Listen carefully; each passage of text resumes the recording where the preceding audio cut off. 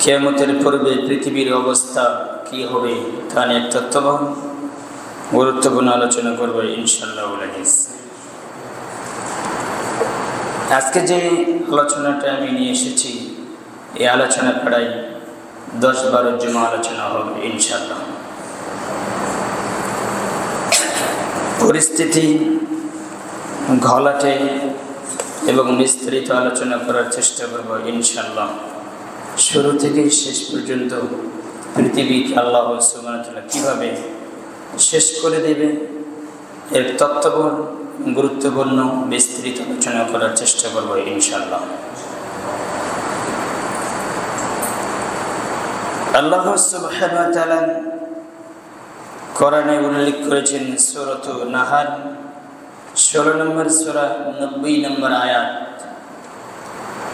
সেখানে আল্লাহ সুবহানাহু ওয়া তাআলা বলেছেন, পৃথিবী ধ্বংসের একটি লক্ষণ এবং পৃথিবী শেষ হয়ে যাবে তারই একটি লক্ষণ হচ্ছে মানুষের ভিতর থেকে ন্যায় বিচার, ইনসাফ, সত্যতা, ন্যায়পরণতা উঠিয়ে যাবে।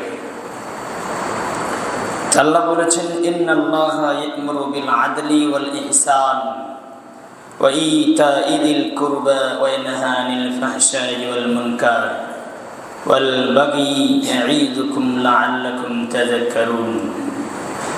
আল্লাহ সুবহানাহু ওয়া তাআলা বলেন, আল্লাহ বলেছেন ন্যায় বিচার করো।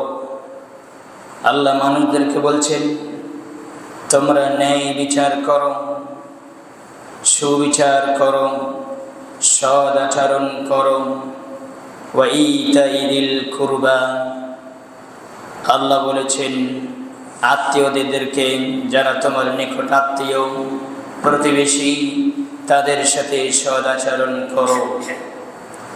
আল্লাহ বলেছেন এই আদেশ, এই হুকুম আমি আল্লাহ সুবহানাহু ওয়া তাআলা তোমাদেরকে দিলাম।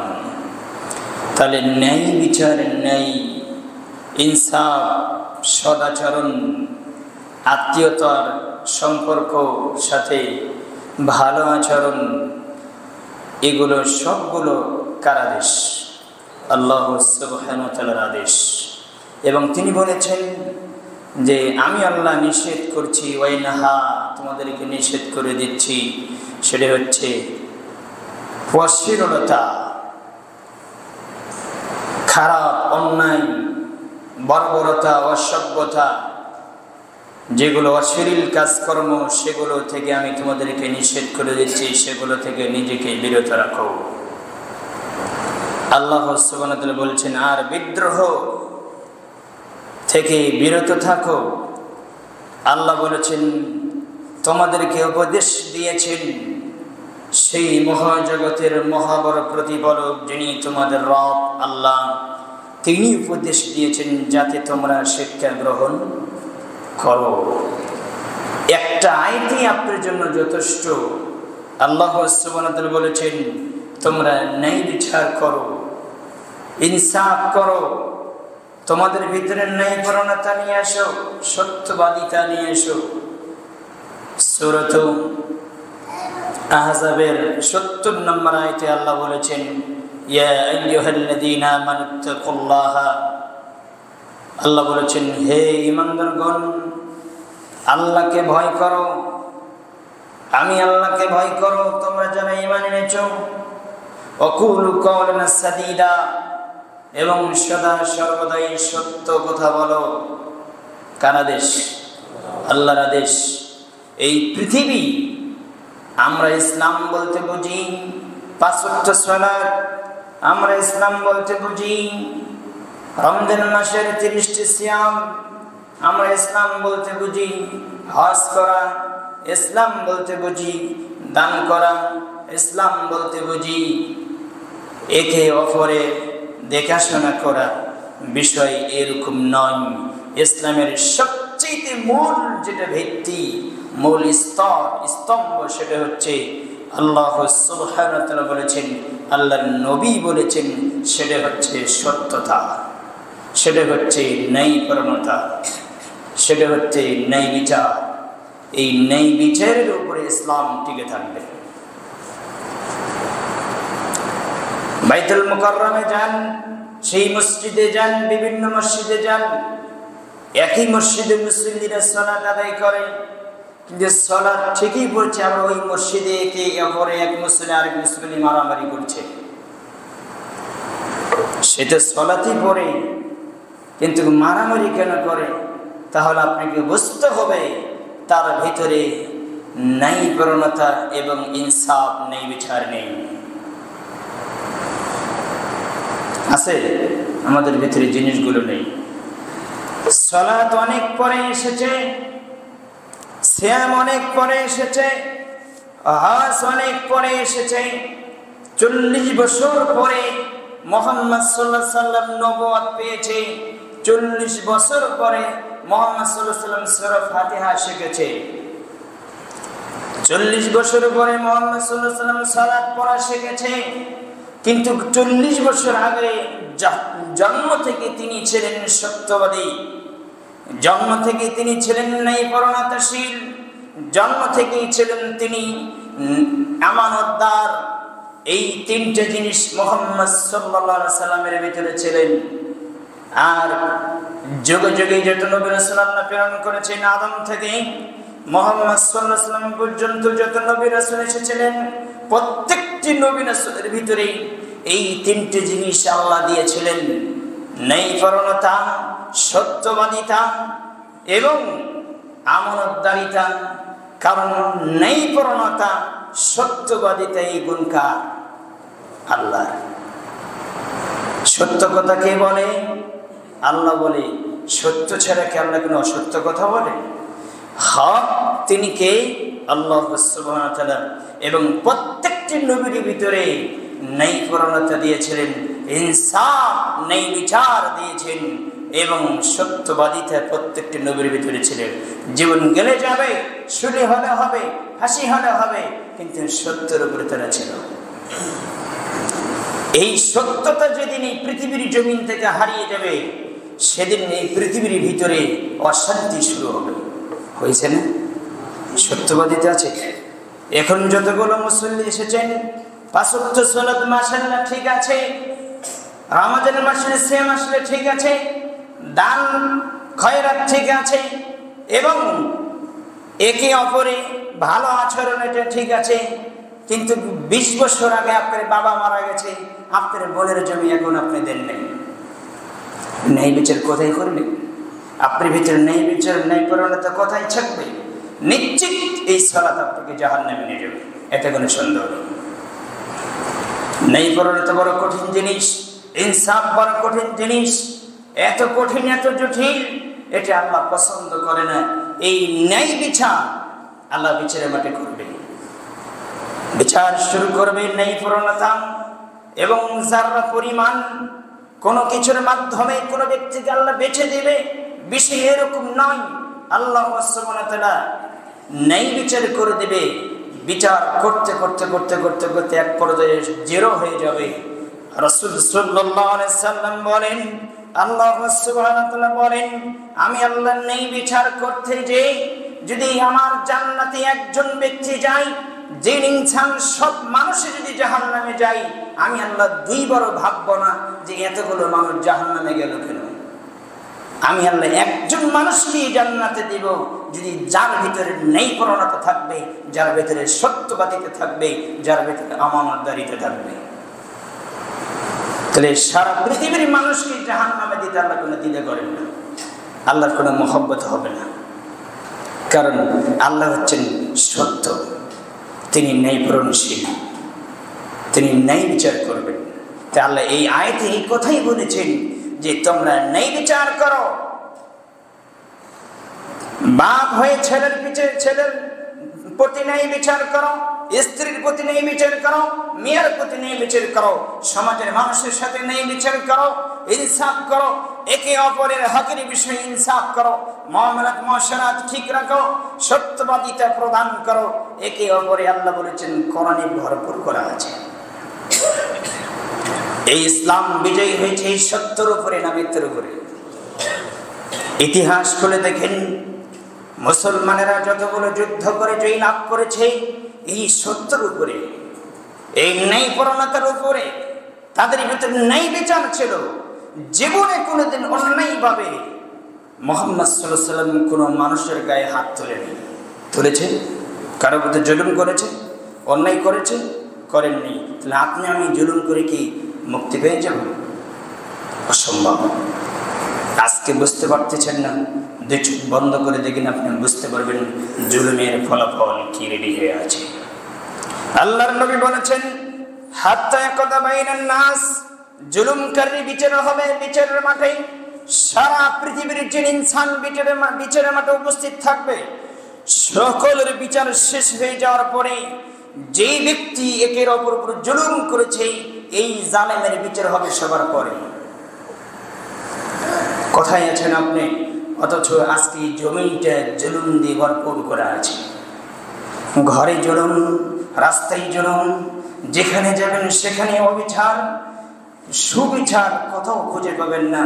ছেলে মেয়ে, বাপ সন্তান এবং মা বেঠি, কারোর ভিতরে সুবিচার নেই, বিচার খুঁজে পাওয়া যায় না। অথচ নামাজ ঠিকই পড়ি। এই নামাজ আপনাকে জান্নাতে নিয়ে যেতে পারবে না যদি আপনার ভিতরে সত্যবাদিতা নেই, পরিণত না থাকে। কোটি টাকা দান করলে জান্নাত হবে না। আল্লাহ এটাই বলছেন, তোমরা ইহসান করো, ন্যায় বিচার করো। সূরা নাহলের 90 নম্বর আয়াত, সূরা হুজরাত 49 নম্বর সূরা 9 নম্বর আয়াত খুলবেন, সেখানে আল্লাহ কিভাবে বলছেন, ওয়াকসিতু, আল্লাহ বলছেন সুবিচার করো। ওয়াকসিতু, সুবিচার করো। ইন্নাল্লাহা ইউহিব্বুল মুকসিতিন, আমি আল্লাহ সুবহানাহু ওয়া তাআলা সুবিচারকারীদেরকে ভালোবাসি। কথা বুঝেন? হাদিসের ভিতরে এসেছে, মুসলিমের হাদিস 7318 এবং 93, 86 নম্বর হাদিসগুলো খুলে দেখবেন। আল্লাহর নবী মুহাম্মদ সাল্লাল্লাহু আলাইহি ওয়াসাল্লাম বলেছেন, আল্লাহ ততক্ষণ পর্যন্ত ওই ব্যক্তির সাথে থাকে যতক্ষণ পর্যন্ত যেই ব্যক্তির ভিতরে সত্যবাদিতা আছে, ন্যায়পরণতা রয়েছে, ততক্ষণ পর্যন্ত ওই ব্যক্তির সাথে আল্লাহ থাকে। যখন কোনো ব্যক্তির ভিতরে মিথ্যাচার ঢুকে যায় এবং অন্যায় ঢুকে যায়, সত্যর জায়গায় মিথ্যা চলে আসে, তখন আল্লাহ সুবহানাহু ওয়া তাআলা তার সাথে থেকে সম্পর্ক ছিন্ন করেন। আমাদের ভিতরে শান্তি কোথায় আসবে? আজকে দেখা যাচ্ছে শুধু মারামারি, হানাহানি, কাটাকাটি, অপবাদ এবং পরনিন্দা, নিজেরাই কামড়ি। কারণটা কি? আমাদের ভিতরে সেই জিনিসগুলো নেই, ন্যায়পরণতা, সত্যবাদিতা, আমানতদারিতা। আপনি মুসলিম, আপনার কাছে আমি 10 লক্ষ টাকা রাখবো, এই টাকা রাখতে আপনার কাছে আমি ভয় পাচ্ছি টাকাগুলো দেব কিনা। কথা হাসান হয়েছে। আর মুহাম্মদ সাল্লাল্লাহু আলাইহি ওয়াসাল্লাম এমন একজন ব্যক্তি ছিলেন, সাহাবীরা এমন একজন ব্যক্তি ছিলেন, তারা এমন ছিলেন, ইহুদিরা আবু জেহেল যেই কাবা ঘরের সভাপতি মুহাম্মদ সাল্লাল্লাহু আলাইহি ওয়াসাল্লামের কাছে টাকা জমা রাখতেন না, আমানত রাখতেন, তাদের ভিতরে কাউকে বিশ্বাস করতেন না, কিন্তু মুহাম্মদ সাল্লাল্লাহু আলাইহি ওয়াসাল্লামের কাছে টাকা রাখতেন, অথচ মুহাম্মদ সাল্লাল্লাহু আলাইহি ওয়াসাল্লামকে দেখতে পারতেন না। আর সাহাবীদের ভিতরে এমন কিছু ছিল, তারা যদি কাউকে টাকা ধার দিত, কর্জে হাসানা দিত, তাদের অন্তরে কখন এটা জাগতো না, যাকে দিয়েছি সে টাকা আমার মেরে খাবে। কারণ তাদের আস্থা ছিল, বিশ্বাস ছিল যে আমি টাকা দিচ্ছি কর্জে হাসানা, এই টাকা আমার যে কোনো ভাবে উঠবে। আর ওই সময় রাষ্ট্রের দায়িত্বে ছিলেন, রাষ্ট্রের প্রেসিডেন্ট ছিলেন, নেতৃত্ব দিয়েছেন মুহাম্মদ রাসূলুল্লাহ সাল্লাল্লাহু আলাইহি ওয়াসাল্লাম। রাষ্ট্রের নিয়ম হচ্ছে, নীতিমালা হচ্ছে, কারো কাছে যদি টাকা হাওলাত দেওয়া হয়, ধার দেওয়া হয়, কর্জে হাসানা দেওয়া হয়, সে যদি দিতে একঘেয়েমি করে, তাহলে রাষ্ট্রের দায়িত্ব ওই টাকা তার কাছ থেকে তুলে দেবে।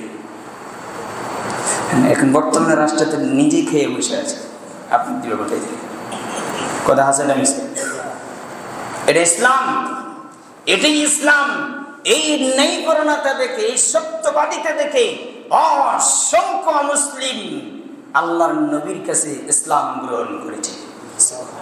এমনি নয়, সালাতের উপর সেজদা দেখে নয়, সিয়াম পালন করা দেখে নয়, হজ করা দেখে নয়, মুসলমানদের ভিতরে সত্যবাদিতা দেখে, আমানতদারিতা দেখে, ন্যায়পরণতা দেখে অমুসলিমরা দেখত। হাই সাহাবীদের ভিতরে, নবীর ভিতরে যে ন্যায়পরতা, যেই ইসলাম গ্রহণ করলে জুলুম থেকে বাঁচা যায়, অত্যাচার থেকে বাঁচা যায়, নির্যাতন থেকে বাঁচা যায় এবং নিজের জীবনের নিরাপত্তা পাওয়া যায় এবং কোন প্রকার জুলুম নাই, জুলুম থেকে মুক্তি পাওয়া যায়। এই জুলুম থেকে বাঁচার জন্য অসংখ্য মুসলিম ইসলাম গ্রহণ করেছে। আর আজকে ইসলাম গ্রহণ করার পরে আমরা জুলুমে জর্জরিত। তাহলে কি আপনি বলতে চাচ্ছেন আপনি মুসলিম? জি নয়, আপনি শুধু নামটা আছে মুসলিম, আপনার কাজকর্ম সবগুলো হচ্ছে বিধর্মীদের সাথে জড়িত। আপনার আখলাক, আপনার চরিত্র, আপনার নীতিমালা, আপনার কাজকর্ম সবগুলো ওই সময় যে মুহাম্মদ সাল্লাল্লাহু আলাইহি ওয়াসাল্লাম এসেছিলেন বর্বরতার যুগে, অন্ধকার যুগে, জাহেলির যুগে, ওই জাহেলি যুগের কৃষ্টি কালচার বর্তমান মুসলমানদের ভিতরে ঢুকে আছে। কথা আছে না নিচে? এটাই বাস্তব। এই মুসলিম কেমনে অমুসলিমদের সাথে জিহাদ করবে? অসম্ভব, কখনো হতে পারে না, এক পা আগতে পারবে না। আর আল্লাহ তাদেরকে নেবেই না। যারা নাফাক দেহে, নাফাক শরীরে আল্লাহকে ডাকবে, ওই নাফাক মুখে আল্লাহ তার ডাকে সাড়া দিবে। আপনাকে কে বলেছে? অসম্ভব, হবে না। আপনাকে আগে পবিত্র হতে হবে। এই জন্য আমি বলছি, আল্লাহ রাস্তায় লড়াই করতে হলে আপনাকে আপনার ঈমান, আপনার ইসলামকে আপনাকে আগে বাঁচাতে হবে। কথা হাসানে মেসে, আপনার ঈমান, আপনার ইসলামকে আগে বাঁচাতে হবে। তা আল্লাহ সুবহানাহু ওয়া তাআলা এটাই বলছেন যে ওয়াকসিতু ইন্নাল্লাহা ইউহিব্বুল মুকসিতিন, তোমরা ন্যায় বিচার করো, কারো প্রতি অন্যায় বিচার করিও না, সুবিচার করো। সেটা ছেলের দিক দিয়ে হোক, মেয়ের দিক দিয়ে হোক, জনগণের দিক দিয়ে হোক, সমাজের দিক দিয়ে হোক, যে কোনো দিক দিয়ে হোক।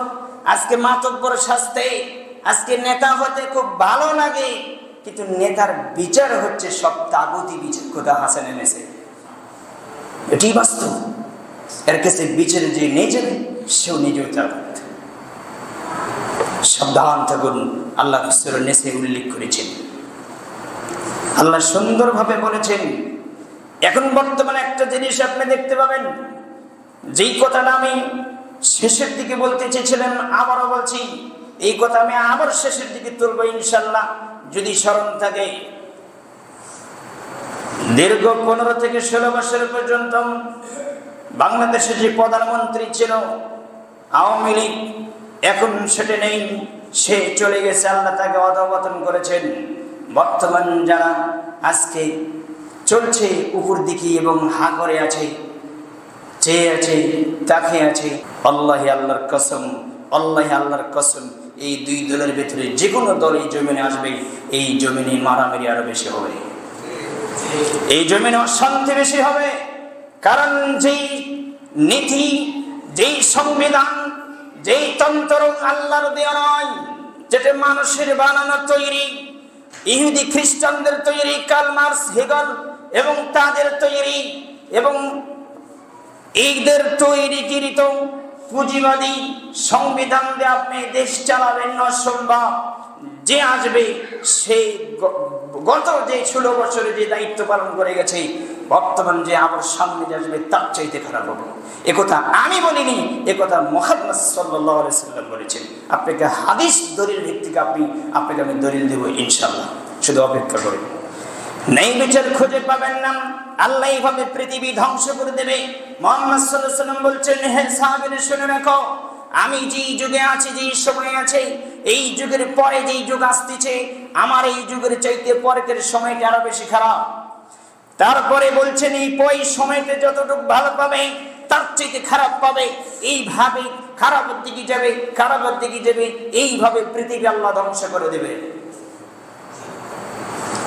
আর আপনি কি বলছেন যে পুঁজিবাদী, তারপরে আমরা যে রাজতন্ত্র, আরো কিছু আছে, যে আপনার সাম্যবাদ, তারপরে গণতন্ত্র, আরো কিছু সংকৃত একত্রিত করে এদের ভিতরে কিছু জিনিস কাটছাট করা হচ্ছে, এবং তারা অটোমেটিক মানে আপনার সংবিধানে এটা দিয়ে দিয়েছে যে আমরা এগুলো করবো না, শুধু তন্ত্রটা ঠিক রাখবো আর বাদ বাকিগুলো আমরা ছেড়ে দেব। কিন্তু আল্লাহ বলেছেন কি জানেন? আল্লাহ বলেছেন যে শত্রুর সাথে মিথ্যাকে মিশ্রিত করবে, যে আল্লাহর বিধানের সাথে যারা নিজের বিধান বানিয়ে একত্রিত করবে, আল্লাহ বলছেন এরাই হচ্ছে প্রকৃত কাফের। এরা কি? এরা প্রকৃত কাফের, এরাই হক কাফের। যা আমাদের ভিতরে আছে না, মুসলিমের অবস্থা কি আছে? মুসলিমের আপনি আমাকে দেখান কি আছে মুসলিমের। গত তার আগের জমা সম্ভবত গত তার আলোচনা আমি আলোচনা করেছি ইহুদিদের বিরুদ্ধে, মানে ইহুদিদের যে কৃষ্টি কালচার, তাদের আচরণ। সে ক্যামেরা আপনার ভিডিও ছেড়ে দিয়েছে, সেই ভিডিও বন্ধ করে দেওয়া হয়েছে, তারা বন্ধ করে দিয়েছে, চলবে না, তাদের বিরুদ্ধে হয়ে গেছে। বন্ধ করে কি করবে? স্বয়ং কে আছে? আল্লাহ সুবহানাহু ওয়া তাআলা। তোমাদেরকে যুগে যুগে শায়েস্তা করার জন্য, সাইজ করার জন্য মানুষ আল্লাহ রেডি করে রেখেছে, শুধু অপেক্ষা করো। কাকে কিভাবে মারবে? লূত আলাইহিস সালামের জামানায় যেমন পাথরের নাম লিখে মেরেছে, তেমনি আল্লাহর নবী বলেছেন শেষ জামানায় যারা লিডার হবে, নেতা হবে, দেশ পরিচালনা করবে, যে জালিম সম্প্রদায়, তাদের পাথরের নাম লিখে লিখে আকাশ থেকে পাথর দিয়ে তাদেরকে হালাক করা হবে। কথাই আছে না? যখন মুসলিমের গায়ে শক্তি নাই, তখন আল্লাহর শক্তি কি কমে গিয়েছে? নাউযুবিল্লাহ। তিনি স্বয়ং সম্পূর্ণ, তিনি মানুষকে ছাড় দেয়, কিন্তু তিনি ছেড়ে দেয় না, শুধু অপেক্ষা করেন। তা আল্লাহ বলছেন ওয়াকসিতু ইন্নাল্লাহা ইউহিব্বুল মুকসিতিন, তোমরা একে অপরের সুবিচার করো এবং সুবিচারকারীদেরকে আল্লাহ ভালোবাসেন। অতএব পাঁচওয়াক্ত সালাত পড়েছেন, কিন্তু ছেলে মেয়ের হক ঠিকমতো ছেলে মেয়ের ক্ষেত্রে সুবিচার করছেন না। বহু পিতাকে আমি দেখছি এবং কাজগুলো করে যাচ্ছে, মরার আগে বলছে বাবা তোমাকে অনেক কিছু দিয়েছি, কিন্তু তোমার বোনকে তেমন কিছু দেই নাই। যে বোনকে মেয়েকে ডেকে বলছে মা শোনো, যে তুমি তো তেমন কিছু পাও নাই, যে তবে তুমিকে আমি কিছু দিতে পারিনি, কিন্তু তোমার জন্য আমার দোয়া আছে। কি আছে? দোয়া আছে। দোয়া দিয়ে জানতে হবে হকুল ইবাদ, হকের বিষয়ে যে তারে নাড়া করবে সে জাহান্নামে যাবে। হকের বিষয়ে যে তারা নাড়া করবে সেই জাহান্নামে যাবেই। রাসূল সাল্লাল্লাহু আলাইহি ওয়াসাল্লাম বলেছেন, কিছুক্ষণ পরে শোনেন, বিনা কারণে কোন রাষ্ট্রের ভিতরে, কোন সমাজের ভিতরে একজন মাতব্বর থাকা অবস্থা, নেতা থাকা অবস্থা, এটা ইসলাম। আপনি কোথায় আছেন? আর সে তো মানুষ। কুনতুম খায়রা উম্মাতিন উখরিজাত লিন-নাস তা'মুরুনা বিল মা'রুফ ওয়া তানহাউনা আনিল মুনকার।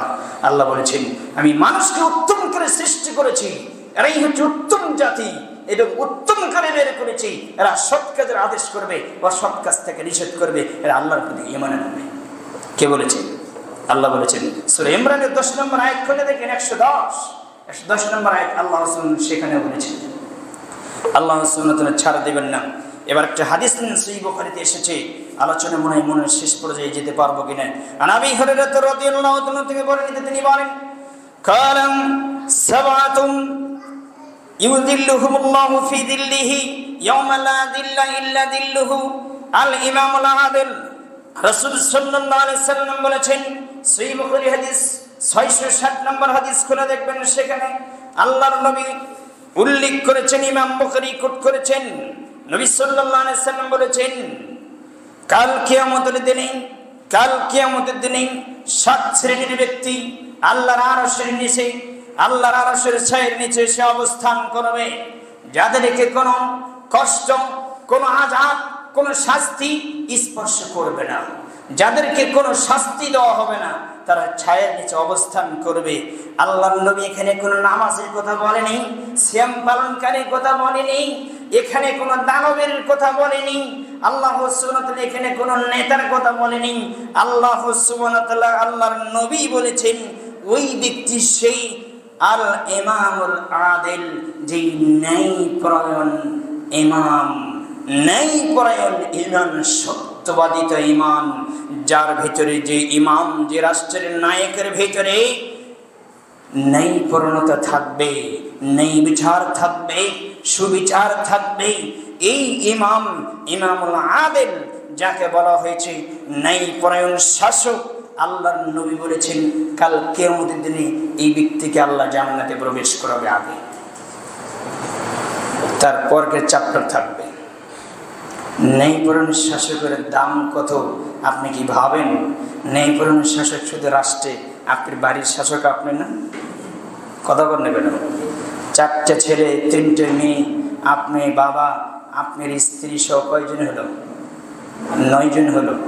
4 3 7 আর 2 জন কত হলো? 9 জনের পরিবারের 8 জনের দায়িত্ব। আপনি হচ্ছেন আপনার বাড়ির রাষ্ট্রনায়ক, পরিবারের রাষ্ট্রনায়ক। এইখানে যদি এই জায়গায় যদি আপনি নেই প্রবর্তনের জায়গায় ইনসাফ কোনো কাজ করেন, তাহলে আপনি বাবা আপনাকে জাহান্নামে যেতে হবে। আল্লাহর কসম, এতে কোনো সন্দেহ নেই। আপনি কোথায় আছেন বলেন এবার।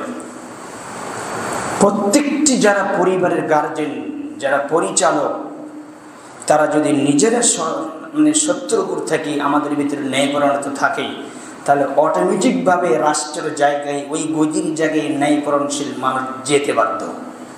কথা হাসান হবে না। তা আমরাই তো চোর, আমরাই বাপ্পা, আমরাই এই জাতি বলছে আমরা নারীকে নেতৃত্ব দেব, নারীকেই দিয়ে আমরা দেশ চালাবো। যেই জাতি বলে নারীকে নেতৃত্ব দেব, সেই জাতির প্রতি আল্লাহর রহমত কি করে থাকতে পারে? বহুদিন আগে বলেছি নারী নেতৃত্ব কি হারাম। আপনাকে আজও বলছি নারী নেতৃত্ব হারাম। কাল কিয়ামতের দিন আপনি এই কথা বলতে পারবেন না যে রফাদের মসজিদের ইমাম সাহেব আমাদেরকে বলেনি। আল্লাহকে আমি বলবো আমি বলেছিলাম, জনগণ মানেনি। আপনাদেরকে কি করবেন করেন, আপনি আমার দায়িত্ব আমি পালন করে এসেছি। তবে আমি জীবনে ওই ইলেকশনে, ওই পর্দার ভিতরে, ওই ভোট কাউন্টারে আমার জীবনেও আমি যাইনি, কোনো সিনিয়র্সের নামও দিই নাই, আর আশপাশে নেই। কি বলেন আপনি? আল্লাহর কসম যা বলছি তাই, এতে কোনো সন্দেহ নেই। আমি কোনোদিনও যাইনি। কারণ আপনি খারাপ মানুষকে দাঁড়িয়ে দিচ্ছেন, সেই খারাপ মানুষ থেকে আপনি কি পেতে পারেন? পাবেন কি 1 বোতল মদ, পাবেন কি লুটতারাজ, পাবেন হচ্ছে দুর্নীতি, আত্মসাৎ। আপনি তো ভালো লোক কখনো এই কাজ করবে না। খারাপ লোকই খারাপ লোককে ধরে দিয়ে কিছু খাবে, দুনিয়াতে ভোগ বিলাস পালন করবে, কথা ঠিক কে গেলে আপনার চাহিদা হচ্ছে এরকম। অথচ আপনি 16 বছর দায়িত্ব পালন করেছে, মানুষকে কষ্টকাটা করেছে। এখানে এক ভাই এসেছে, মনে আজকে এসেছে কিনা, সে হেফাজতে ইসলামের যে অসংখ্য ভাইদেরকে হত্যা করা হয়নি, তার এক ভাই আমার এখানে দীর্ঘদিন আগে সলাৎ পড়তেছে, সে গুলি খেয়ে তার চোখ একটা উঠে গেছে, সে পাথরের চোখ লেগে এখন বর্তমান আছে, সে এখানে সলাৎ পড়তে আসে। সে আমার কাছে সব কিছু বিস্তারিত বললো, ভাই বুঝতে পারেন আমি ভুল করেছি, আমি আপনাদের আলোচনা শুনি আলহামদুলিল্লাহ আমি পরিবর্তন হয়ে গেছি। আল্লাহ তাকে বেঁচে রেখেছে। কি বলতে চাচ্ছেন আপনি? কোরআন সুন্নাহর বাহিরে কিছু করলে আপনি দুনিয়াতেও মরবেন, পরকালে তো আপনার শাস্তি আছে। আল্লাহ তুমি আমাদের সঠিক বুঝদান করো, আল্লাহ আমিন। আমি বলছিলাম ইমামুল আদিল, ন্যায়পরায়ণ শাসক জান্নাতে যাবে, তার পুরস্কারও বেশি, তার সম্মানও বেশি, তার মর্যাদা বেশি, তার এত মর্যাদা, তার এত সম্মান। আল্লাহ রাসূল সাল্লাল্লাহু আলাইহি ওয়াসাল্লাম বলছেন ওই ব্যক্তিকে আল্লাহর আরশের নিচে ছায়া দেওয়া হবে এবং যাবতীয় কষ্ট থেকে কিয়ামতের যত বিভীষিকাময় যত শাস্তি আছে সব শাস্তি থেকে তাকে নিরাপত্তা দেওয়া হবে। আল্লাহ তুমি আমাদেরকে সেরকম শাসক হওয়ার তুমি তৌফিক দান করো। আল্লাহ আমাদের ওই রকম শাসককে আমাদের যাচাই করে ফিল্টারিং করে আমাদের যোগ্যমান স্থানে আমাদেরকে তুমি বসানোর তুমি তৌফিক দান করো। বলছিলাম আন আবি বুরাইদা থেকে বর্ণিত, তিনি বলেন আনিন নবী সাল্লাল্লাহু আলাইহি ওয়াসাল্লাম قال القضاء قضاة ثلاثة قاضيان في النار وقاض في الجنة ورجل قضى بغير الحق فعلم ذاك فذاك في النار وقاض لا يعلمها فأهلك حقوق الناس فهو في النار وقاض قضى بالحق فذاك في الجنة। তিরমিজির হাদিস 1322 নম্বর হাদিসটি খুলে দেখবেন। আল্লাহর নবী সাল্লাল্লাহু আলাইহি ওয়াসাল্লাম বলছেন, বুরাইদা বর্ণনা করেন, তিনি বলেন বিচারক হচ্ছে এই জমিনে 3 প্রকার, 3 প্রকারের বিচারক, 3 প্রকারের বিচারক। 2 প্রকারের বিচারক জাহান্নামে যাবে, 1 প্রকারের বিচারক জান্নাতে যাবে। 2 প্রকারের বিচারক কোথায় যাবে? জাহান্নামে যাবে। সে বাড়ির দায়িত্ব হোক, পরিবারের দায়িত্ব হোক, সমাজের দায়িত্ব হোক এবং ইউনিয়নের দায়িত্ব হোক, কোন ইউনিয়ন পরিষদের দায়িত্ব হোক, যে যেখানে দায়িত্ব আছে আল্লাহর নবী বলেছেন 3 প্রকার বিচারক। কাজী মানে বিচারক। হাদিসের ভিতরে কাজী শব্দ উল্লেখ করা হয়েছে। কাজী বলতে আমরা বুঝি যে বিবাহ লেখে, তাই না? তাকে কাজী বলি, কিন্তু হাদিসে বলা হচ্ছে কাজী সেই যে বিচার করে। তার রাসূল সাল্লাল্লাহু আলাইহি ওয়াসাল্লাম বলছেন 3 প্রকার বিচারক, 2 প্রকার বিচারকারী জাহান্নামে যাবে। ভালো করে শুনেন, এখানে অনেকেই বিচার করেন, আমি দেখি রাস্তাঘাটে খুব বিচার করেন, এত সুন্দর বিচার করেন, দুটো টাকার বিনিময়ে নিজের ঈমানও বেচেন, নিজের আমলও বেচেন। কথা আছে? সাবধান থাকুন, আজকের খুতবা যদি আপনার লজ্জা থাকে, হায়া থাকে, তাহলে আপনাকে পরিবর্তন হতে হবে। কারণ 2 দিনকার দুনিয়াতে এসে বিশাল জগৎ পরিবার, বিশাল জগৎ আখিরাত, যার শুরু আছে শেষ নেই, সেই সময় সেই জায়গা নষ্ট করেন না। দুনিয়াতে কিছুদিন খাবেন, চোখের সামনে দেখছেন এই জায়গায় ছিল মসজিদের মুতওয়াল্লি, তার পাশে ছিল মসজিদের কেশের মসজিদ মোল্লা। যে মসজিদের মুতওয়াল্লি তিনি ছিলেন আবুল কালাম আজাদ। তার জাই নামাজ পড়ে তার ছেলেকে আমি দিয়েছে কয়েকদিন হলে, সেই জায়গায় পড়ে আছে, সেই স্থানও পড়ে আছে। 2 জন মানুষের একজনও নেই। কোথায় গিয়েছে? কথা বলেন কেন? গিয়েছে কোথায়? আমি যখন ওই লাশের পাশে ছিলাম, যখন নামাই, তখন আমি কয়েকটা জিনিস আমার মাথায় জেগেছে। শরীরের লোম শিউরে গেছে, খারাপ হয়ে গেছে। তার এত বন্ধু ছিল, তিনি এত বড় গার্মেন্ট চালাচ্ছে, এতগুলো মানুষ চলেছে, আপনার মানুষ চালিয়ে নিয়েছে, কিন্তু আজকে তারা কেউ তার সাথে গেল না। গিয়েছে সাদা কাপড় গিয়েছে। দুঃখজনক, মানুষ মারা গেলে একটা কলা গাছের যে দাম আছে, একটা মরা ছাগলের যে দাম আছে, একটা মানুষ মারা গেলে এই মানুষের কোনো দাম নেই। আপনি ভেবেন, মানুষ দুরু দুরু করে তাকে তাড়াতাড়ি মাটিতে পুঁতে দেওয়ার জন্য কথা হাসা নেমেছে। এই মৃত্যু ব্যক্তিকে মানুষ ঘরেও নিতে চায় না, ভয় পায়, কথা হাসে নেমেছে। অতএব আপনার কি মূল্য আছে? কি করার জন্য এই দুনিয়াতে এসেছেন? আপনি কি চাচ্ছেন? কি করবেন? অতএব সেই দিনের কথা স্মরণ করেন, যেই জায়গায় কেউ সহযোগিতা করার মতন কেউ নাই। এই কবরে সহযোগিতা করার কেউ নেই। আল্লাহ নবী বলছেন, সারা পৃথিবীর মানুষ, সাদ রাদিয়াল্লাহু তাআলা এমন একজন সাহাবী ছিলেন, 6 মাস বেঁচে ছিলেন ইসলাম গ্রহণ করার পরে। কি আমল করেছে, আল্লাহ তার প্রতি সন্তুষ্ট হয়ে গেছে। যেদিন তার মৃত্যু হয়ে গেল, আল্লাহর আরশ কেঁপে উঠল। যেদিন তার মৃত্যু হলো, আকাশবাসী সব চিল্লাপাল্লা করলো এবং 70,000 ফেরেশতা তার জানাজার সালাতে উপস্থিত হয়ে গেল। আল্লাহ নবী বলছেন, সেই সাতকে আমি কবরে দাফন করার পরে কবরে আকার সঙ্গে সঙ্গে কবর 2 দিক থেকে চাপ দিয়ে সংকীর্ণ হয়ে গেল। আমি ভয়ে ভীত হয়ে বললাম, সুবহানাল্লাহ, আল্লাহু আকবার। একই হলো, যার জানাজায় 70,000 ফেরেশতা এসেছে, তার কবরে এই অবস্থা। আর আপনি সারা জীবন দুর্নীতি, আত্মসাৎ, জুয়াখোর, মদখোর, হারামখোর, সব জমি জায়গা মানুষের আত্মসাৎ করে মারা যায়। হুজুরের দোয়ারে কবরকে প্রশস্ত করবেন, এত সহজ ধর্ম কি পাগল পেয়েছেন? কথা হাসে নেমেছে। ধর্ম কি পাগল পেয়েছেন? আপনি যে নেতা সেজে আছেন, জনগণের টাকা পয়সা, জনগণের হক, গরিবদের হক চাঁদাবাদি করে, দুর্নীতি করে, প্রতারণা করে এবং চিটিং মাছ, সব ধরনের অন্যায় আপনার ভিতরে থেকে আপনি হুজুরকে, মানুষকে ডেকে বেশি মনে জানাজা হয়েছে, আপনি দোয়া করে বলছেন, বক্তব্য দিয়ে বলছেন, লোকটি কি ভালো ছিল? তখন আপনারা বলছেন, চাপে বলছেন, হ্যাঁ ভালোই ছিল। তা আপনারা কি ক্ষমা করবেন? ক্ষমা করে দেন, জোর করে ক্ষমা নেবে। এই মুসলমানের ভিতরে, মুসলিমের ভিতরে জানাজার সালাত এগুলো করে না, দীর্ঘক্ষণ বক্তব্য দেয়। ক্ষমা আপনার নয়, ক্ষমা কার? আল্লাহর হাতে। অতএব আজীবন বাটপারি করে মানুষের থেকে স্বীকৃতি নেই, আপনি কবরে যে ক্ষমা পেয়ে যাবেন। আপনাকে কে বলেছিল? যেই দেখেন না জায়গাটা কি, যেই দেখেন জায়গাটা কোন অবস্থায় আছে। আপনার আল্লাহ নবী 1450 বছর আগে বলেছে, আমি মেরাজে জান্নাত দেখেছি, জাহান্নাম দেখেছি, আল্লাহর সাথে কথা বলেছি। জান্নাতের শাস্তি কি পরিমাণ, জাহান্নামের শাস্তি কি পরিমাণ, জান্নাতের নিয়ামত কি পরিমাণ, আমি সবকিছু পাড়ি দিয়েছি। কিন্তু জাহান্নামের শাস্তি এত কঠিন, এত ভয়ঙ্কর, কিন্তু কবরের চাইতে আশ্চর্যজনক ভয়ঙ্কর জায়গার মতন কোন জায়গা আমি মুহাম্মদ সাল্লাল্লাহু আলাইহি ওয়াসাল্লাম দেখিনি। কি বুঝতে যাবেন? সেই জায়গায় আপনি যে কত বেদাত করে, শুধু সালাতের বিষয়ে 241টি বেদাত আছে।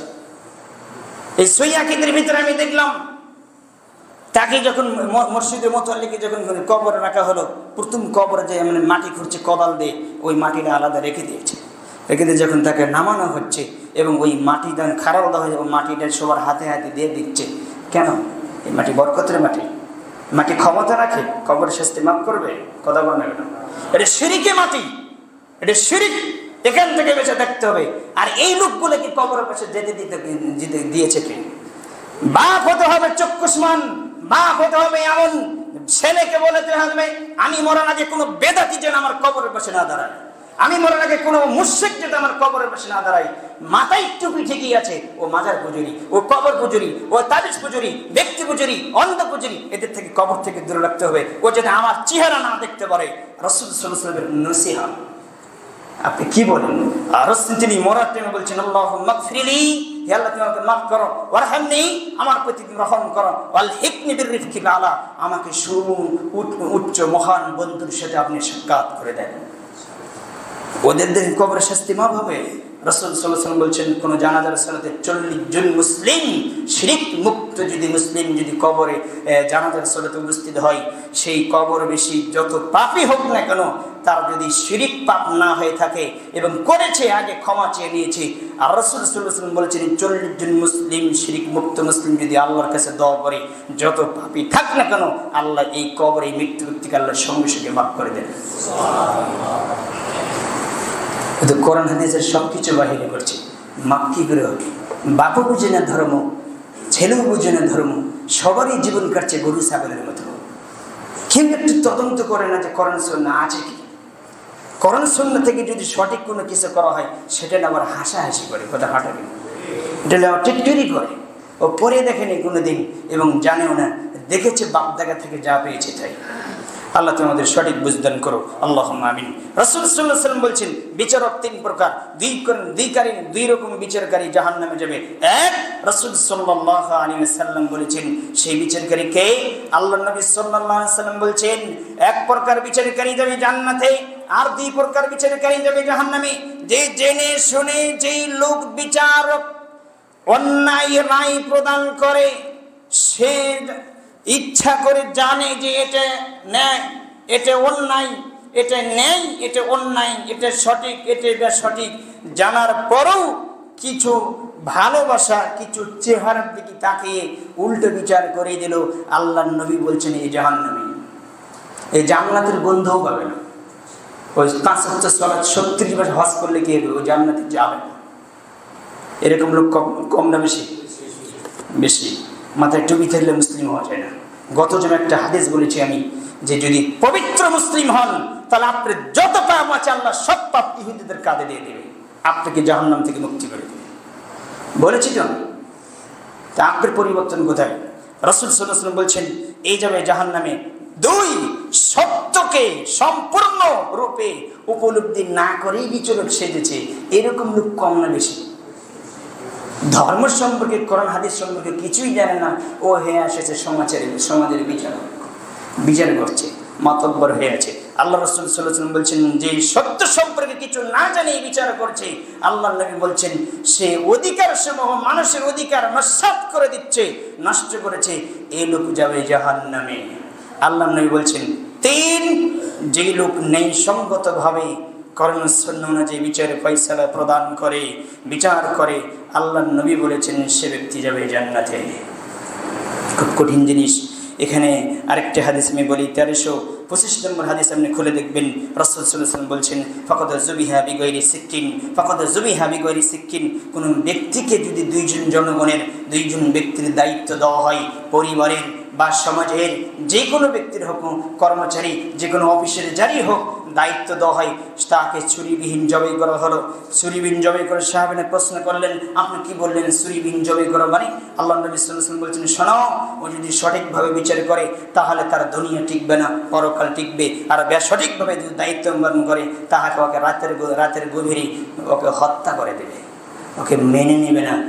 আর দুনিয়া টিকবে না, কিন্তু পরকাল টিকবে। আর বেসঠিকভাবে দায়িত্ব পালন করলে সে দুনিয়াতে কিছুদিন সুখ শান্তিভাবে খাবে, কিন্তু পরকাল তার হারিয়ে যাবে। এরকম লোক বেশি না কম?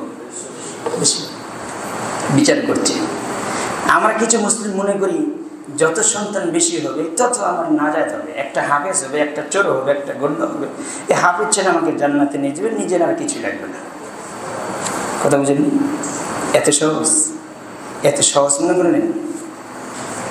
আল্লাহ তো কোরআনে 7টি জায়গায় বলেছে ওয়ালা তাজিরু ওয়াজিরাতু বিজরা উখরা, কেউ কারো পাপের বোঝা বহন করবে না, নিজের পাপের বোঝা নিজেই বহন করতে হবে।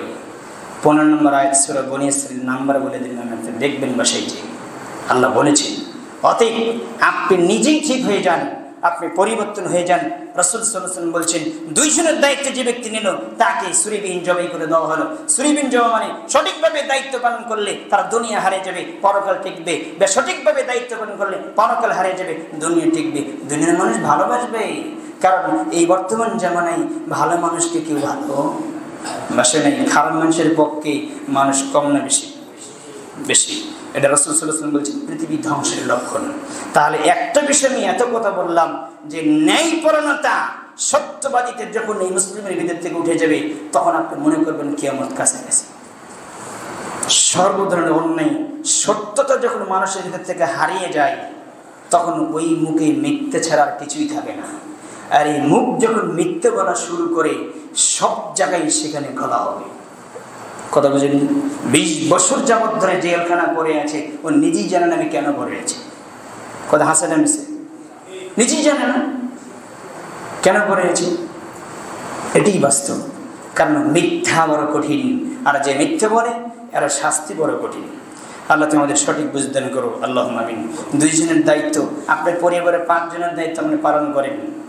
আজ পর্যন্ত পরিবারকে ইসলামের উপরে চালাতে আপনি সক্ষম হন নাই, তাহলে আপনি বুঝবেন আমি বিপদে আছি। সন্তান জন্ম দিতে পারলে পিতা হওয়া যায় না, মা হওয়া যায় না। সন্তান জন্ম দিতে পারলে পিতা মা হওয়া যায় না। সন্তান জন্ম দিয়ে রাস্তার দেখেন পাগলি বসে আছে, ওরও বাচ্চা 4-5টা হয়েছে। তো পাগলি আর আপনার মধ্যে পার্থক্য কি এলো? পাগলির পোলাপানা বাচ্চাগুলো যেরকম, আপনি জ্ঞান গরিমে আপনি ঠিক থাকার পরে, আপনি ব্রেন সচেতন থাকার পরে আপনার ছেলেমেয়ের একই অবস্থা। পরিবর্তন কোথায়? তাহলে বাচ্চা জন্ম দিতে পারলে কি পিতা হওয়া যায়? পিতার যে দায়িত্ব, সে দায়িত্ব পালন করার নাম হচ্ছে পিতা। আল্লাহ তুমি আমাদের সঠিক বুঝদান করো, আল্লাহুম্মা আমিন। এজন্য আল্লাহ সুবহানাহু ওয়া তাআলা বলেছেন, রব্বুল মাশরিকি ওয়াল মাগরিবি লা ইলাহা ইল্লা হুয়া ফাত্তাখিযুহু ওয়াকিলা। আল্লাহ বলেছেন পৃথিবীর মানুষ শুনে রাখো, পূর্বে এবং পশ্চিম, পূর্বে এবং পশ্চিম, ওয়ালিল্লাহি মা ফিস সামাওয়াতি ওয়াল আরদ, আসমান এবং জমিনের উভয় পর্যায়ের মালিক, উভয় জগতের মালিক আমি আল্লাহ সুবহানাহু ওয়া তাআলা। এর ভিতরে কারো কোনো অংশ নেই, কারো কোনো অধিকার নেই, কারো কোনো হক নেই। আমি আল্লাহর সবকিছু, এর ভিতরে যা কিছু আছে সবকিছুর মালিকানা আমি আল্লাহ। আমি একচ্ছত্র মালিক। আমরা অনেকেই বলি যে কারো যদি বাবা মারা যায়, বা কারো যদি আপনার ছেলে মারা যায়, বা বাবা মারা গেলে বেশি এটা ঘটে, কিন্তু মা মারা গেলে বেশি ঘটে। কিন্তু বলে, বাপ বলে যায় যখন তার জীবন যাওয়া অবস্থায়, তখন বলে যে চাচা বা অন্য কাউকে বলে, আমার 2টো সন্তান থাকলে আর তুই থাকলি, বলে না? এটা শিরকি কথা। বাপ বলে মারা যাওয়ার টাইমে বলে যে আমার 2টো সন্তান থাকলো আর তুই থাকলি, আমার 2টো সন্তানকে তুই দেখে রাখবি। দেখার মালিক কে? আল্লাহ এই কথাই বলছে সূরা মুজাম্মিল, কয়েকটি আয়াত এসেছে। আল্লাহ বলছেন, শোনো পৃথিবীর মানুষ, তোমাদের কেউ যদি মারা যায় বা কোনো বিপদে পড়ে, তাহলে তোমরা বলো ফাত্তাখিযুহু ওয়াকিলা, আল্লাহ আমার এই সন্তানকে আমি তোমার দায়িত্ব দিয়ে দিলাম, তুমি দেখবে। বাংলাদেশে থেকে আপনি যখন ইন্ডিয়ায় চলে গেছেন, ইন্ডিয়া কোনো বিপদে পড়ে গেলে বাংলাদেশের মুসলমানের সাহায্য করার ক্ষমতা নেই। ইন্ডিয়া থেকে যখন আপনি চলে গেলেন তুরস্কে, সেখানে যদি বিপদে পড়েন, তাহলে ইন্ডিয়ার কোনো মুসলমান আপনাকে সেখানে সহযোগিতা করার কেউ নেই। কিন্তু আল্লাহ বলছেন, দেখো তুমি পৃথিবীর যে স্থানে যাও না কেন, আমি আল্লাহ সেখান থেকে, আমি সপ্তম আকাশ থেকে তোমাকে সহযোগিতা করব। তাহলে দায়িত্ব দরকার কাকে? কাকে দায়িত্ব দিবেন? আল্লাহ বলছেন, যে কোনো কাজের দায়িত্ব আমি আল্লাহকে দাও, আমি আল্লাহর উপর ছেড়ে দাও, আমি দেখব। আল্লাহ এটাই চাচ্ছে। কিন্তু আপনি দিয়ে দিয়েছেন পীর বাবাকে, আপনি দিয়েছেন আপনার চাচাকে, আপনি দিয়েছেন যে ওই যে আপনার এই যে বোজার মাছকে, আপনি ওই পাগলা বাবাকে, এগুলোকে দায়িত্ব দিয়ে দিয়েছেন। আপনার আপাত মুসিবত দেখবে। মুসলমান ভেতরে আছে না নাই? এগুলোতে ভরপুর করা আছে। আল্লাহ তুমি আমাদের সঠিক বুঝদান করো, আল্লাহুম্মা আমিন। আল্লাহ তুমি আমাদের মাফ করো, আল্লাহ তুমি আমাদের ক্ষমা করো। আমাদের ভিতরে যে জিনিসগুলো, যে বিরাজমান বর্তমান, এগুলোর কারণে আমরা নিজেরই একবারে ধ্বংস হয়ে যাচ্ছি। এবার একটা হাদিস নেন। কিছুক্ষণ আগে যে কথা আমি বলেছিলাম, হাদিসটি 2টি রাবী থেকে বর্ণিত। আবু উবাদা এবং মুআজ রাদিয়াল্লাহু তাআলা থেকে বর্ণিত। তিনি বলেন, মুআজ বিন জাবাল বলছেন, রাসূল সাল্লাল্লাহু আলাইহি ওয়াসাল্লাম বর্ণনা করেন, তিনি বলেন, عن رسول الله صلى الله عليه وسلم إن هذا الأمر بدأ نبوة رحمة ثم يكون خلافة رحمة ثم ملكا عدودا ثم كان جبرية وعتوا فسدا في الأرض রাসূল সাল্লাল্লাহু আলাইহি ওয়াসাল্লাম বলেছেন, মুআয বিন জাবাল হাদিস বর্ণনা করেন, আল্লাহর নবী সাল্লাল্লাহু আলাইহি ওয়াসাল্লাম বলেছেন, শুনে রাখো, দিনের এই দিন ইসলামের সূচনা হয়েছে নবুয়ত দিয়ে এবং রহমত দিয়ে। ইসলামের সূচনা হয়েছে নবুয়ত দিয়ে এবং ইসলাম দিয়ে, নবী দিয়ে, আল্লাহর দয়া দিয়ে। কথা হাসান মিছি। ইসলামের নেতৃত্ব শুরু হয়েছে নবুয়ত দিয়ে এবং ইসলাম দিয়ে, এবং ইসলামের নেতৃত্ব শুরু হয়েছে এবং নবুয়ত দিয়ে এবং ইসলাম দিয়ে এবং নবী দিয়ে, আল্লাহর রহমত দে। আল্লাহ নবী সাল্লাল্লাহু আলাইহি ওয়াসাল্লাম বললেন, এরপরে আসবে খেলাফার যুগ, খেলাফা দে এবং আল্লাহর রহমত দে। এই নেতৃত্ব চলবে, যেমন আবু বকর পেয়েছিলেন, ওমর পেয়েছিলেন, আলী পেয়েছেন, তারপরে আপনার আরো বিচক্ষণ যেমন হাসান পেয়েছিলেন, 6 মাস তিনি 6 বছর দায়িত্ব পালন করেছেন। এরকম বিবরণ এসেছে। আল্লাহর নবী সাল্লাল্লাহু আলাইহি ওয়াসাল্লাম বলছেন, ইসলাম শুরু হয়েছে এবং নবুয়ত দে, আল্লাহর রহমত দে, এরপর খেলাফা দে, রহমত দে। এরপরে যে কথা সুম্মা মুলকান আদুদান, এরপরে যুগটা আসবে অত্যাচারী বাদশাহের যুগ, যেটা বর্তমান চলছে। এটা যে আপনার সাথে আমার কথা। ওই সময় তো রহমত ছিল না? নবী চলে গেছে, আপনার খলিফাগুলো ছিল, ওমর ছিল, আবু বকর ছিল, ওসমান ছিল, আলী ছিল, এগুলো ছিল, মুআবিয়া ছিল, আরো যারা বিচক্ষণ তারা দায়িত্ব পালন করেছেন, যারা সালফে সালেহিন। রাসূল সাল্লাল্লাহু আলাইহি ওয়াসাল্লাম বলেছেন, এরপরে যুগটা আসবে অত্যাচারী বাদশাহের যুগ, মুলকান আদুদান, জোর যার মুল্লুকদার, জোর করে নেতা হবে, জোর করে ক্ষমতা নেবে। আল্লাহর নবী সেই সময় বলেছে, উনি দেখেই বলেছে, কারণ তাকে দেখানো হয়েছে। রাসূল সাল্লাল্লাহু আলাইহি ওয়াসাল্লাম বলছেন, সুম্মা কানা জাবরিয়াতুন ওয়াতুওয়ান, সীমা লঙ্ঘন করে হলেও আমাকে নেতা হবে, কোটি টাকা খরচ করে হলেও আমাকে কি হতে হবে? নেতা হবে, নেতা হতেই হবে আমাকে। এর মধ্যে কি আছে? কি এর মধ্যে? অবশ্যই কিছু রহস্য গোপন আছে। কথা বুঝেন? কোটি টাকা অপেক্ষা করছে, এই টাকা নিয়ে তাড়াতাড়ি লন্ডনে পালিয়ে যেতে হবে, সেই টাকার আশায় আপনাকে নেতা হতে হবে। দেখেন তো, কেউ কি সুবিচার, ন্যায় বিচার, জনগণের শৃঙ্খলাবদ্ধ শান্তশিষ্টভাবে কর্মসন্ন অনুযায়ী দেশ চালানোর জন্য নেতা হতে চায়? উদ্দেশ্যটি খারাপ। আরো কি নেতা হবে? ও তো নিজে পেশাব করে পারি নেয় না, ও তাকে বলেছেন আপনি নেতা। ও প্যান্ট পরতেই জানে না, কাপড় পরাই শেখে নেই। জন্মের পর থেকে দেখছি ওকে চাকুর নিচে কাপড়, ও দানা থেকে পেশাব করছে, ও হালাল হারাম বোঝে না, ও নিষেধের সাথে, নিষেধ দ্রব্যের সাথে জড়িত। ওকে বেড়াতেছেন আপনি সমাজের নেতা, ও কি করবে? ও এক টুপি দাঁড়িয়ে আলা ভালো মানুষকে দেখতে পাবে? কারণ ভালো মানুষকে যদি দেখবে তখন তোর পরনের পোশাক চলবে না। কথা আছে কিনা? ওর নেতৃত্বের জায়গায় নেতৃত্ব থাকবে না। তা রাসূল সাল্লাল্লাহু আলাইহি ওয়াসাল্লাম বলছেন, এই সময় আসবে যে জোর করে জবরদস্তি করে তারা নেতা হবে।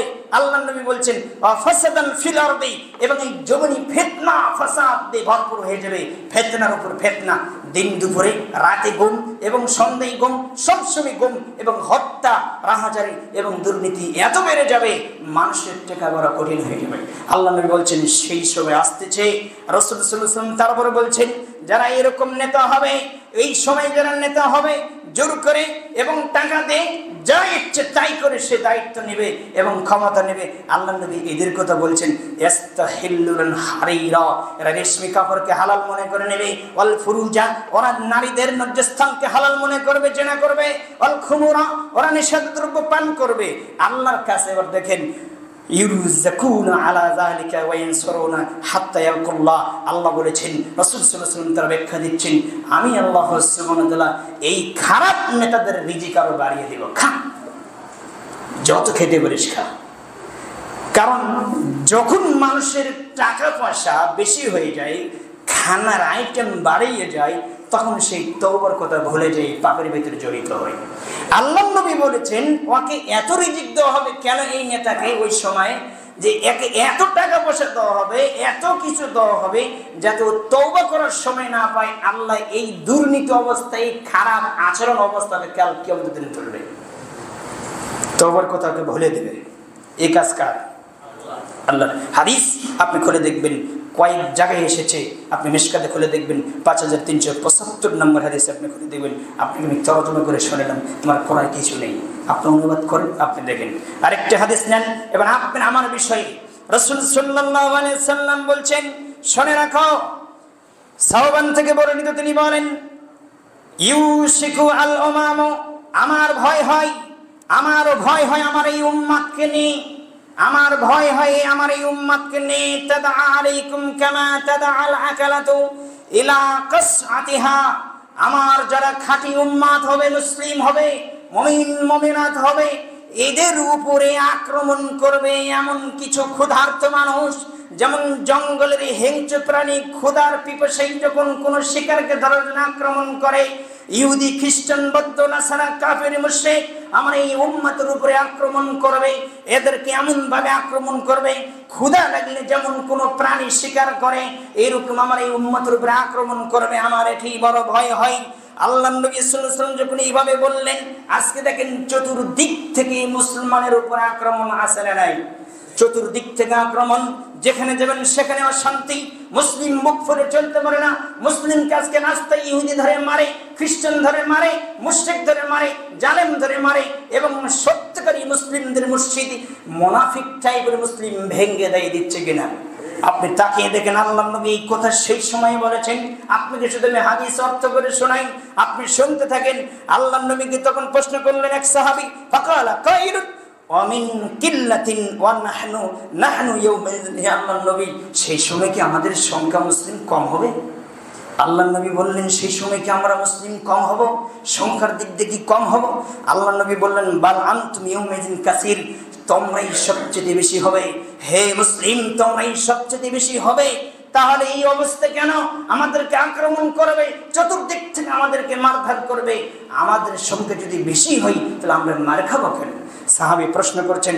আল্লাহর নবী তখন বললেন, ওয়ালাকিন গোসাইস সাবিল, শুনে রাখো ওই সময়ের মুসলিম হবে সমুদ্রের যেমন পানির স্রোত যায়, ফেনা ভেসে যায়, খেরকোটা ভেসে যায়, এই খেরকোটার মূল্য সম্মান যেরকম, ওই সময়ের মুসলিমের সম্মান ওই রকম। ওরা ভেসে যাওয়ার মতন খেরকোটা হবে। সমুদ্রের পানির সাথে ফেনা যে ভেসে যায়, এই ফেনার সমতুল্য এদের শক্তি থাকবে না। আল্লাহর নবী বলছেন, এরা হবে এদের মতন যে পানির স্রোতে ভেসে যাওয়া আবর্জনার মতো হবে এই মুসলিমদের অবস্থা। আজকে তাকিয়ে দেখেন, বাংলার জমিনে বিভিন্ন কান্ট্রিতে মুসলিমের সংখ্যা কম না বেশি? বেশি থাকা সত্ত্বেও আজকে পুরো পৃথিবী মুশরিক কাফের ইহুদি নাসরা চারণে বেড়ায়। কারণ কি? আপনার দুর্বলতার কারণে। আপনি ভুলে গেছেন, সেটা আল্লাহর নবী বলেছেন, আমি বলছি আপনি দেখেন। এবার আল্লাহর নবী সাল্লাল্লাহু আলাইহি ওয়াসাল্লাম বললেন, তাহলে বিষয়টা এরকম কেন? সাহাবীরা বলছেন, ওয়ালা ইয়ানজি আন্নাল্লাহু মিন সুদুরিহিম, আল্লাহর নবী বললেন, হে সাহাবী শুনে রাখো, আল্লাহ আমার ভিতরে 5টি মুজিজা দিয়ে আমাকে পৃথিবীর জমিনে প্রেরণ করেছে। 5টি আমি বলার আজকে সুযোগ নেই, তার একটি আমি বলছি। আল্লাহর নবী বলছেন, আমাকে এমন একটি মুজিজা দিয়েছে, এমন একটি ক্ষমতা দিয়েছে, আমি যেই রাষ্ট্রে বসবাস করি সেই রাষ্ট্র থেকে 1 মাইল দূর থেকে যদি দেখে মুহাম্মদের সৈন্যবাহিনী এখানে, তাহলে ওখান থেকে ওরা ভয়ে চিৎকার করে কাঁপতে থাকে। আল্লাহর নবী বলেছেন, আমাকে এরকম কৌশলে হিকমা দেওয়া হয়েছে এবং শক্তি দেওয়া হয়েছে। সেই মুসলিমের অবস্থায় এভাবে, সে মুসলিম আজকে কোথায়? রাসূল সাল্লাল্লাহু আলাইহি ওয়াসাল্লাম বলছেন, এরকম শক্তি দিয়ে আমাকে এই জীবনে প্রেরণ করা হয়েছে। যদি শোনে আমার এই সঙ্গ বাহিনীর মুসলিমের নাম শুনে, তাহলে কাফেররা ভয়েতে কাঁপবে, ইহুদিরা ভয়েতে কাঁপবে। আজকে ইহুদিরাই মারে মুসলিমদের ভয়ে কাঁপে, সেটাও আল্লাহর নবী বলেছেন। আল্লাহর নবী বলেছেন, এবার শুনুন, মিন সুদুরি আদুয়াকুম আল মাহবাতা মিনকুম, আল্লাহর নবী বলছেন, ইহুদিদের ভিতর থেকে যে ভয়টা ছিল ওই ভয় আল্লাহ তুলিয়ে দিবে। ওই ভয় আসবে মুসলিমের অন্তরে। কারণ কি কারণে দিবে আল্লাহ সুবহানাহু ওয়া তাআলা? আল্লাহর নবী বলেছেন, ওয়ালা ইয়াকযিফান্না ফি কুলুবিকুম আল আহান, আল্লাহর নবী বললেন এই মুসলিমদের অন্তরে আল্লাহ ওয়াহান সৃষ্টি করে দেবে। সাহাবারা প্রশ্ন করলেন কালা কাইলুন ইয়া রাসূলুল্লাহ সাল্লাল্লাহু আলাইহি ওয়াসাল্লাম ওয়ামাল ওয়াহান, ওয়াহান তো বুঝলেন না, ওয়াহান কি জিনিস, এটা তো আরবি শব্দ। আল্লাহর নবী বললেন ওয়াহান বুঝো না, কালা হুব্বুদ দুনিয়া, এই মুসলিম দুনিয়াকে ভালোবাসবে, এই দুনিয়াটা, এই মুসলিম টাকা পয়সাকে মূল্যায়ন করবে, বাড়ি গাড়িকে মূল্যায়ন করবে, ওয়া কারাহিয়াতুল মাউত, এই মুসলিম মৃত্যু বরণ করতে ভয় পাবে, মরতে চাইবে না, দুনিয়ার চাকচিক্যকে ভালোবাসবে, ব্যাংক ব্যালেন্স সবকিছু বৃদ্ধি করবে, ডিপিএস বৃদ্ধি করবে, কারখানা বৃদ্ধি করবে, ফ্যাক্টরি বৃদ্ধি করবে, সর্ব ধরনের দুনিয়ার ব্যস্ততা নিয়ে ব্যস্ত থাকবে। আর ওইদিকে কাফেররা তরল মানে ওদেরকে হত্যা করবে। সেই কালে বলে গেছে মুহাম্মদ সাল্লাল্লাহু আলাইহি ওয়াসাল্লাম যে আপনি খাইবেন না? অবশ্যই খাবেন।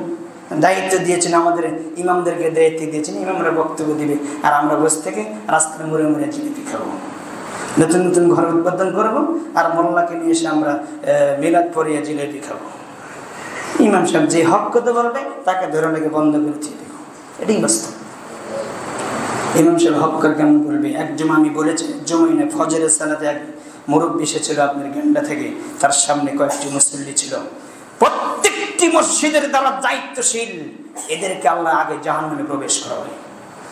কারণ এদের কারণে, এদের দুর্বলতার কারণে আজকে ইমামরা হক বলতে পারে না, আর ইমামও হক বলে না, চাকরি চলে যাবে এই কারণে। আর ইমাম আপনার হক কথা গোপন করে। এই বাংলার জমিনে প্রায় 12 লাখ মসজিদ আছে বাংলাদেশে, 12 লাখ মসজিদের 12 লাখ ইমাম যদি হক কথা বলে জনগণ শুনবে না? মানে এক প্ল্যাটফর্মে এক কাতার বন্ধী ইমামরা যদি বলে কোনো বেনামাজের জানাজা আমরা করব না, কোনো বেনামাজের বিবাহ আমরা পড়াবো না, যারা সুদখোর ঘুষখোর তাদের সাথে আমাদের কোনো সম্পর্ক নেই, তারা যা করে তাই করুক, দেখেন এক দিনের মধ্যে, এক মাসের মধ্যে ঠিক হয়ে যাবে। কথা হাসান পরিবর্তন কোথায়? যেমন লাউ বেরেন তেমন, আমাদের দেশে বলে যেমন কদু তেমন, কি বলেন, যেমন লাউ তেমন কদু, এরকম একটা কথা বলে। যেমন ক্ষেত নিরেন তেমন আপনার লাউ বেরেন, এরকম কথা বলে। আপনারা যেরকম হুজুর ওইরকম পেয়েছেন, দিন পার হচ্ছে ও বাইরে সব। আপনারা অফিস আদালত সুদ মুদ খেয়ে সব কিছু দুর্নীতি করে ঠিক আছে, জুমার দিনের সামনে কাতারে এসে বসতেছেন, ইমাম সাহেব দেখে দিই সভাপতি সব আছে কিনা, এই সাহেব আছে কিনা দেখি, দেখে শুনে বক্তব্য দেয়, আবার চাকরি চলে যায় নাকি। তো ইমাম সাহেবের দিন পার হয়ে যাচ্ছে এবং তাদেরও ব্যবসা বিজনেস সব চাকচিক্যভাবে চলিচ্ছে। কথা আছে না? এদেরকে কাউকে ছাড়বে না। নাম দিয়েছেন আল্লাহর ঘর মসজিদ, কিন্তু সেই আল্লাহ এবং আল্লাহ রাসূলের কথা এখানে হয় না। দুঃখজনক কথা হাসান হয়েছে। তা আপনি কি ছাড়বে? কখনো ছাড়বে না। কিছুক্ষণ আগেই বলেছি যে 2 জনের দায়িত্ব নেবে, তাকে ছুরিবিহীন জবাই করা হবে। আপনি প্রস্তুত থাকেন, হকের পথে থাকলে জান্নাত হবে, বেহকের পথে থাকলে নিশ্চিত থাকেন আপনার জাহান্নাম প্রস্তুত করে রাখা হয়েছে। আল্লাহ তো আমাদের সঠিক বুঝদান করো, আল্লাহুম্মা আমিন। তাহলে এই হাদিস প্রমাণ করে চতুর্দিক থেকে আপনাকে আক্রমণ করা হবে, আপনাকে হত্যা করা হবে, মুসলিমের উপর আক্রমণ করা হবে। এই মুসলিম হবে সমুদ্রের ফেনা খেরকটের মতো স্রোতে যে ভেসে যায়, এই এদের মতো আবর্জনার মতো হবে। এই মুসলিম কিছু করতে পারবে না। আজকে ইহুদি রাস্তায় ধরে মুসলমানকে মারে, মুসলমানের মসজিদ ভেঙে দেয়, আর আপনি কিছু করতে পারেন না। আপনি ঘরের মধ্যে মারামারি কামড়াকামড়ি করছেন, করেন। ইন্ডিয়া যে বিশাল জায়গা নিয়ে বসে আছে, আপনি বাংলাদেশের জায়গা বৃদ্ধি করেন, ইন্ডিয়ার মধ্যে কিছু ঢোকান, সেখানে জায়গা বৃদ্ধি করেন, আল্লাহর জন্য করেন। তা না করে আপনি ঘরের মধ্যে মারামারি করে আপনার ঘরের জায়গা বৃদ্ধি করার জন্য আপনি ব্যস্ত হয়েছেন। কথা হাসান সেখানে গেলেন গেল। আপনি দুঃখজনক এই মুসলমানদের ভিতরে যে আকীদাগুলো বিরাজ করছে এখন বর্তমান, আপনি তাকিয়ে দেখেন। কিছু কথা এখন বললে আপনার কষ্ট হবে। আমি হাদিসের বেশি আর সামনে আগাবো না, অনেকগুলো হাদিস ছিল, শুধু একটা হাদিস আমি বলে শেষ করে দেব। রাসূল সাল্লাল্লাহু আলাইহি সাল্লাম বলছেন, সহিহ বুখারীতে এসেছে 3346 নম্বর হাদিস, সহিহ মুসলিমে এসেছে 7127 নম্বর হাদিস। আর রাসূল সাল্লাল্লাহু আলাইহি সাল্লাম বলছেন, সেই কালে বলছে, ওয়াইলিল আরাব মিন শাররিন কাদিফ কদিফ তারাবা ফুতিহাল ইয়াউমা। আল্লাহর নবী বলছেন আরব ভূখণ্ড ধ্বংস হবে, আরব বা ধ্বংস হয়ে যাবে। আরব যদি ধ্বংস হয়ে যায় আপনি ভালো থাকবেন? রাসূল সাল্লাল্লাহু আলাইহি ওয়াসাল্লাম বলছেন, আরবের মানুষ যখন খারাপ হয়ে যাবে তখন পৃথিবীর কোনো জায়গায় ভালো মানুষ পাওয়া যাবে না। রাসূল সাল্লাল্লাহু আলাইহি ওয়াসাল্লাম বলছেন, আরবের মানুষ যখন খারাপ হয়ে যাবে পৃথিবীতে কোনো ভালো মানুষ পাওয়া যাবে না। আল্লাহর নবী সেই সময় বলছে, আরবরা ধ্বংস হয়ে যাবে, আরবরা হালাক হয়ে যাচ্ছে, ধ্বংস হয়ে যাচ্ছে। ওদের কাছে ধ্বংস আসা সুনিশ্চিত, অনিষ্টের কারণে ধ্বংস অনিবার্য, যা নিকটবর্তী হয়ে গেছে তারা ধ্বংস হয়ে যাবে। আল্লাহ নবী বললেন অমিন দারমিন ইয়াজুজ ওয়া মাজুজ, ইয়াজুজ মাজুজ বের হয়ে গেছে প্রায়। আল্লাহ নবী তখন এইভাবে শাহাদাত আঙ্গুল দিয়ে হবে গোলাকার করে ধরে রাখলেন এবং ছিদ্র দেখালেন, এতটুকু ফুটা বাকি আছে, ছিদ্র বাকি আছে, এতটুকু ফুটে তারা ভেঙতে পারলি এবং তাহলে ওই ইয়াজুজ মাজুজ বের হয়ে যাবে, জমিনকে শেষ করে দেবে এবং তছনছ করে দেবে, যেখানে যাবে সেখানে অত্যাচার জুলুম নির্যাতনে ভরে যাবে। আল্লাহ নবী 1450 বছর আগে বলে গেছেন। আল্লাহ নবী বলছেন তখন জয়নব জিজ্ঞেস করলেন ইয়া রাসূলুল্লাহ সাল্লাল্লাহু আলাইহি ওয়াসাল্লাম, সেই সময় কি আন আহলিকু ওয়া ফিনা সালিহুন, ভালো মানুষ থাকবে না? সেই সময় কি আমরা ভালো মানুষ থাকবো না? আরব কেন ধ্বংস হবে? আরব তো পবিত্র জায়গা, আরব কেন ধ্বংস হবে? মদিনা কেন ধ্বংস হবে? আল্লাহ নবীর এই স্ত্রী বললেন যে সেই সময় কি ভালো মানুষ থাকবে না? আল্লাহ নবী বলছেন ক্বালা নাম, থাকবে, সে সময় ভালো মানুষ থাকবে। ইদা আকসারুল খুবুস, কিন্তু ভালো মানুষের চাইতে খারাপ মানুষের সংখ্যা বেশি হবে। আল্লাহ নবী বললেন ভালো মানুষের চাইতে খারাপ মানুষের সংখ্যা বেশি হবে। যখন ভালো মানুষের চাইতে খারাপ মানুষের সংখ্যা বেশি হবে, ভালো কাজের চাইতে পাপের যখন তাপমাত্রা বাড়ে যাবে, পাপ যখন মাথা চাড়িয়ে উঠবে, তখন রাসূল সাল্লাল্লাহু আলাইহি ওয়াসাল্লাম বলছেন আল্লাহ এই ভালোকে এবং খারাপকে একসাথে হালাক করে দেবে, ধ্বংস করে দেবে। কবে যে বাংলাদেশে আল্লাহ ধরবে যে আপনি কুলকিরণে খুঁজে পাবেন না, কোথায় যাবেন, পালানোর রাস্তা কোথায়, আপনি কোথায় যাবেন? রাসূল সাল্লাল্লাহু আলাইহি ওয়াসাল্লাম সেই সময় বলেছেন এই সমাজে যদি 500 জন মানুষ থাকে, কথার কথা 200 জন মানুষ সালাত পড়ে, 300 জন মানুষ সালাত পড়ে না, এই 200 জন মানুষের সালাত 300 জন মানুষের পাপ ঠেকাতে পারবে? অসম্ভব, পারবে না। তা আপনার চেতনা কোথায়? আপনার এটা নিয়ে আপনার ফিকির কোথায়? আপনার ভূমিকা কোথায়? ইসলামের জন্য কি ভূমিকা পালন করতেছেন? না বাড়িতে, না রাস্তায়, না কোথায়? শুধু চিল্লাচিল্লি করছেন তাড়াতাড়ি শ্রেণিয়ে যাবো, যুদ্ধ করবো। তোমার পরনে লুঙ্গি নিয়ে বেড়া, তুমি কি যুদ্ধ করবে? তোর ইমানই তো নষ্ট হয়ে গেছে। তুমি দিন রাত তুমি নিজের কামড়া কামড়ি করতেছো, তুমি কি যুদ্ধ করবে? তুমি তাকিয়ে দেখো তোমার অবস্থা। এদেরকে লজ্জা শরম যদি থাকতো তাহলে এই কথা বলতো না। এটা কি লজ্জার কথা না? এটা লজ্জার কথা। লজ্জা থাকতো তাহলে কথা। এরা ভেবে দেখে না আমার এই চরমনাই মাজার, চরমনা পীর, চিশতিয়া, নকশবন্দিয়া এবং দেওয়ানবাগি, আকবশী, ফুরফুরা, সারসেনা এবং তারপরে আরো কত কি আছে, শাহজালাল, শাহপরান, শাহ মাকদুম, যতগুলো মাজার কাদের আমি একটা নাম বলি তার কষ্ট করি। হানাফি ভাই আপনারাই করেছেন এগুলো। আহলে হাদিসদের কেউ নাই কোনো মাজার দিয়ে খাঙ্কা দিয়ে বসে আছে রাস্তায়, আছে? কোনোদিন আমরা বলতে যাইনি। তারপরে আমি বলি আপনি হানাফি হলে কি হবে? আপনি আমার ভাই, আমি আপনার সাথে তর্ক করতে আসি নাই। ধর্ম আমার বাপের নয়, ধর্ম আমার নয়, ধর্ম আল্লাহ সুবহানাহু দেওয়া পদার্থ বিধান। কি উল্টো পাল্টা করবেন আপনার বিচার করার জন্য তিনি প্রস্তুত হয়ে আছেন। অতএব আপনাকে আমি হক জানাবো। এই হক জানাতে গেলে আপনি আমাকে মারেন কেন? আপনি আমার পিছে লাগলেন কেন? আপনি আমার মসজিদ ভেঙে দেন কেন? কি কারণ, কি করেছেন? এরপরও আমরা দুঃখ প্রকাশ করি না। আপনাকে আমি বলেছি, আল্লাহ রাসূল সাল্লাল্লাহু আলাইহি ওয়াসাল্লাম বলেছেন, আল্লাহ বলেছেন তোমরা তাকিয়ে দেখো সেই সময়ের কথা, সেই ইতিহাস তোমরা খুলিয়ে দেখো। সূরা বুরুজের আপনার 4, 7, 10 নম্বর আয়াত পর্যন্ত আপনি দেখেন কত কষ্ট দেওয়া হয়েছে। ওই সময় জালিম বাদশা ছিলেন, মুসলমানদেরকে মাথার ভিতরে করাত দিয়ে 2 টুকরা করে দিয়ে মাথা থেকে করাতদের পুরোটাই ফেলে ফেলেছে এবং ভালো মানুষকে ফেরে ফেলেছে। যেই বালকটি ছিল ওই বালককে তীর দিয়ে ধনুক দিয়ে হত্যা করা হয়েছে। বিশাল ঘটনা, আমি পুরোটাই বলছি না। এরপরেও আল্লাহ সুবহানাহু ওয়া তাআলা এই হককে জমিনে টিকে রেখেছে। আল্লাহ এটাই বলছেন সূরা বাকারার 215 নম্বর আয়াত, 14 নম্বর আয়াত বলে খুলে দেখেন। আল্লাহ বলেছেন আম হাসিবতুম আন তাদখুলুল জান্নাতা ওয়া লাম্মা ইয়াতিকুম মাসালুল লাযিনা খালু মিন ক্বাবলিকুম। আল্লাহ বলেছেন তোমরা কি ভেবে নিয়েছো হে মুসলিম, তোমরা কি ভেবে নিয়েছো হে মুমিন, তুমি কি ভেবে নিয়েছো আমি তোমাকে এমনি এমনি জান্নাত দিয়ে দিব? তুমি তাকিয়ে দেখো আগেকার মানুষ ইসলামের জন্য কত কষ্ট করেছে। আগুনে পোড়া হয়েছে, আগুনে ঝাঁপ দেওয়া হয়েছে, আগুনে পুড়ে তাকে করাত দিয়ে ফেলা দেওয়া হয়েছে, তাকে হত্যা করা হয়েছে। ওই রকম বিপদ এখনো তোমাদের উপরে আসে নাই। কে বলেছেন? আল্লাহ বলেছেন। আপনাকে ধৈর্য ধারণ করতে মসজিদ ভেঙে দিচ্ছে, দেখ একটা ভাঙবে 10টা করবে ইনশাআল্লাহ। কারণ হকের সাথে কে আছে? আল্লাহ আছে। তারপরও আল্লাহ আমরা দোয়া করি আল্লাহ তুমি তাদেরকে হেদায়েত দান করো, তাদেরকে তুমি এক কাতার বন্দী হন, তুমি তৌফিক দান করো। তাদের আকীদার ভিতরে যে নোংরা আকীদা আছে সেগুলো সব দূর করে দে, আগাছা বের করে দে। আল্লাহ তুমি পূর্ণাঙ্গ তাওহীদি আকীদা তুমি তাদের অন্তরে বিরাজ করে দাও। আল্লাহ তাদেরকে তুমি হেদায়েত দান করো। আমরা নিজেরাই যদি কামনাকারী দ্বন্দ্ব যদি বাদ দেই তাহলে ইনশাআল্লাহ আমরা শক্তিশালী হব ইনশাআল্লাহ। এটা বিশ্বাসী আমরা চালিয়ে যেই সংগ্রাম সত্যের পথে হকের পথে ইনশাআল্লাহ বিজয় আসবে। আপনাকে আমি আরেকটা জিনিস বলি, সামান্য টুকুটাকি মাসলা নেই, টুকুটাকি জিনিস নেই, একজন আরেকজনের সাথে ঝগড়া করতে যান না।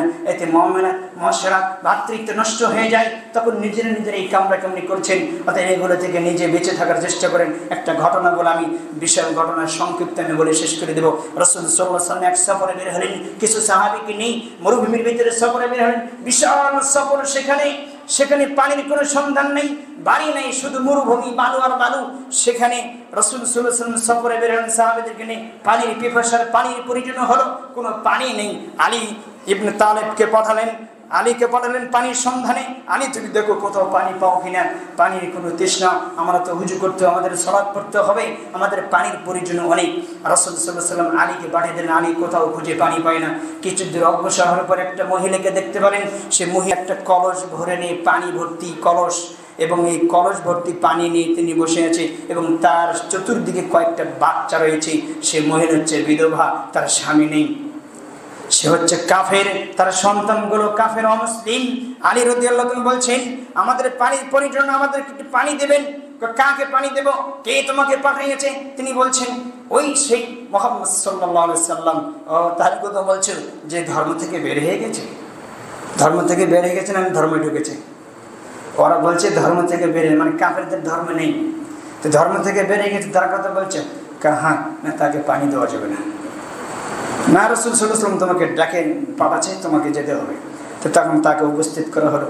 তো রাসূল সাল্লাল্লাহু আলাইহি ওয়াসাল্লামকে বললেন আপনি পানি নিয়ে আসেন। আমি যেখান থেকে নিয়ে এসেছি কত দূর, 12 ঘন্টা লাগবে শুধু পানি আনতে, এত দূর যাওয়া সম্ভব নেই। আর রাসূল সাল্লাল্লাহু আলাইহি ওয়াসাল্লাম মহিলাকে বললেন দেখো আমরা তোমার পানি নিব না, তোমার পানি থেকে একটু আমরা সহযোগিতা নেব, তোমার পানি যা আছে তাই থাকবে, একটু সহযোগিতা নেব পানি। মহিলা কি কাফের, এটা মনে রাখবেন, এখানে কিছু কথা আছে, মহিলা কিন্তু কাফের। তো পানি থেকে একটু সহযোগিতা নেব, এই পানি দিয়ে আমরা পানি কিছু খরচ করবো, আমরা যেমনি পাই ওই রকমই থাকবো। আচ্ছা ঠিক আছে, তাহলে আমি পানি দেবো। তো পানি রাসূল সাল্লাল্লাহু আলাইহি ওয়াসাল্লাম সামনে রাখলেন, কিছু দোয়া পড়লেন, পরে পানিতে ফু দিলেন। রাসূল সাল্লাল্লাহু আলাইহি ওয়াসাল্লাম বললেন যে হে সাহাবীরা তোমরা যতগুলো চাও গেছে তোমরা পানি এবার নাও, পানি নিয়ে উজু করো, গোসল করো, যার যতটুকু পানি প্রয়োজন পানি নাও, এবং যাদের পটলা আছে, কলস এবং এমন কিছু আছে, হাঁড়ি পাতিল আছে, তারা সেই পানি সেখানে পানি নাও, যতটুকু পানি তোমাদের নেওয়ার দরকার তোমরা পানি নাও। পানি নেওয়ার পরে রাসূল সাল্লাল্লাহু আলাইহি ওয়াসাল্লাম বললেন দেখো তোমার কোনো পানি ফুরে নেই, তোমার পানি যতটুকু আছে ততটুকুই আছে। এটা কে দিয়েছে? ঘটনা কিন্তু এই পর্যন্ত শেষ নয়। এবার রাসূল সাল্লাল্লাহু আলাইহি ওয়াসাল্লাম বললেন হে সাহাবীরা তোমাদের কাছে যার কাছে যেটা আছে, ছাতু এবং গম এবং খাজুর যার কাছে যেটা আছে, রুমাল বিছাও, রুমালে উপস্থিত করো, এই রুমালে সবগুলো জমা দাও। সব খাজুর ছাতু যার কাছে যেটা ছিল সব জমা করলেন, জমা করে পটলা করে আবার রাসূল সাল্লাল্লাহু আলাইহি ওয়াসাল্লাম বললেন ওই মহিলাকে বললেন দেখো তোমার থেকে আমরা পানি নিয়েছি, পানির সহযোগিতা নিয়েছি, আমরা এই খাজুরগুলো তোমাকে এবং তোমার সন্তানদেরকে আমরা হাদিয়া দিলাম। মহিলা কি আপনারা কি বলতেন? তোমার পানিতে আমরা ভরে নি, তুমি তো কাফের মহিলা, তোমাকে কি দেওয়া লাগবে? কথা বলে না, তুমি তো কাফের মহিলা, তোমার সন্তানগুলো কাফের, কাফের বিরুদ্ধে কাফেরই হয়েছে, তোমাকে কি দিল? পানি নিয়েছে, পানিতে তোমার ফুরে নাই, যাও একটা কথা কবে না, করলে তোমাকে হত্যা করে দেব। আপনি সেই উগ্রবাদী মুসলিম। রাসূল সাল্লাল্লাহু আলাইহি ওয়াসাল্লাম মহিলাকে বলে এবার তুমি যাও। তিনি চলে গেলেন তার গ্রামে, তার পার্শ্ববর্তী গ্রামে রাসূল সাল্লাল্লাহু আলাইহি ওয়াসাল্লাম যুদ্ধ, সাহাবাদের যুদ্ধ শুরু করলেন। যুদ্ধ করতে করতে সেই মহিলা এই পাশের গ্রামে থেকে বলছে আমাদের গ্রামে কি যুদ্ধ হবে না, যুদ্ধ ঢুকবে না? তখন তিনি বলছেন, মহিলা ধারণা করছেন আমি যে পানি দিয়ে সহযোগিতা করেছিলেন মুহাম্মদকে, এই কারণে তিনি নিষেধ করে দিয়েছেন এই গ্রামে কোনো যুদ্ধ হবে না। শুধু পানির সহযোগিতা পাওয়ার কারণে আল্লাহ রাসূল সাল্লাল্লাহু আলাইহি ওয়াসাল্লাম নিষেধ করে দিলেন এই গ্রামে যুদ্ধ হবে না। এক পর্যায়ে গ্রামের মানুষ সব মহিলার কাছে আসলেন, কি হয়েছে কি এই ব্যাপার, মহিলা ঘটনা খুলে বললেন। সব মানুষ মহিলার সাথে এসে আল্লাহর নবীর কাছে এসে ইসলাম গ্রহণ করলেন। কিসের বিনিময় হয়েছে বলেন তো? পানির বিনিময়ে ন্যায় পরায়ণতার সত্যবাদীর বিনিময়। আপনার নোংরা আচরণের কারণে হয় নাই।